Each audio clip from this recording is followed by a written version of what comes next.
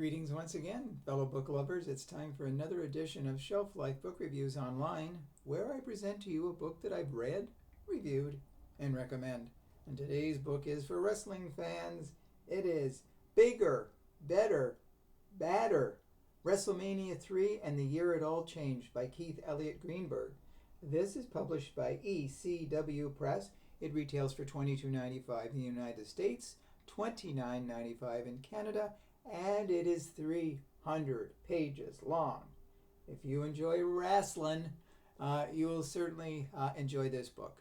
I've been a wrestling fan back from the 60s, maybe not as much today, but I grew up, the 60s, 70s, and 80s when I followed the sport. And I know we say the term sport loosely, but it still is it's a lot of fun. It's like a soap opera inside a squared circle, and over the years wrestling has definitely changed. It was in the 1980s that Vince McMahon took over the WWF from his father, and he really revolutionized it. And he started the concept of Wrestlemania, and the first and second were popular, and it led to the third one, which is what this book is all about.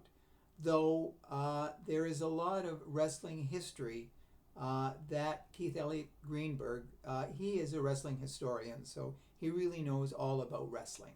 And so he talks about the different organizations, the smaller local circuits, that had wrestling in small venues. Well, for Wrestlemania III, it really broke all records because it was held at the Pontiac Silverdome, where 93,173 people were reported to have attended. Now, the numbers seem a bit skewed. There are,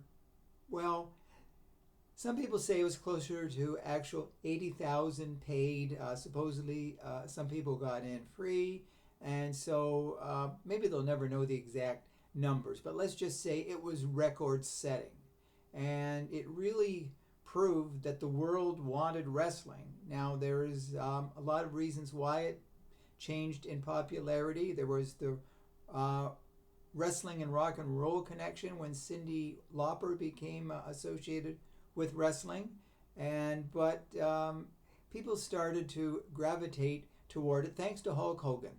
And he was the main eventer, of course, at Wrestlemania III, as he fought 7'4" Andre the Giant. And there were a lot of matches that people called important. There was also Ricky the Dragon Steamboat against Macho Man Randy Savage. And people said that that was one of the greatest matches of all time. It was well planned out before. They went through their moves, it said, dozens and dozens of times to make it perfect. And it really went down well at the Pontiac Silverdome. And of course, Hulk Hogan and Andre the Giant. Hulk Hogan actually picked up Andre the Giant and body slammed him, the first person to have done so. There were a lot of other stars on the card, such as the Honky Tonk Man, Rowdy Roddy Piper, Brutus Beefcake, Bret the Hitman Hart, Paul Orndorff, Honky Tonk Man, it goes on and on, Junkyard Dog, the Iron Sheik, Nikolai Volkov. But let's just say it went well, and it established WrestleMania as something that was definitely a money-making venture, because WrestleMania is still going today. I think it's up to number 40 or something like that.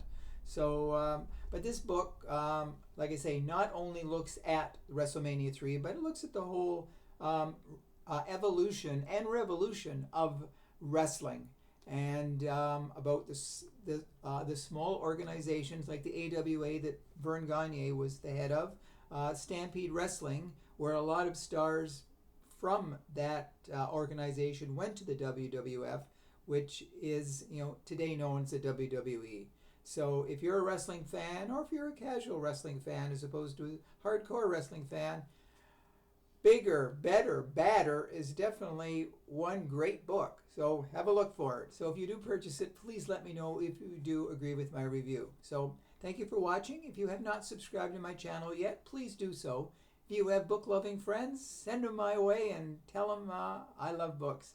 I've had over 725 video reviews on my channel, and there's lots more to come. So until we meet again, stay safe, stay sane, stay in touch, and I will see you at the bookstore. Bye for now.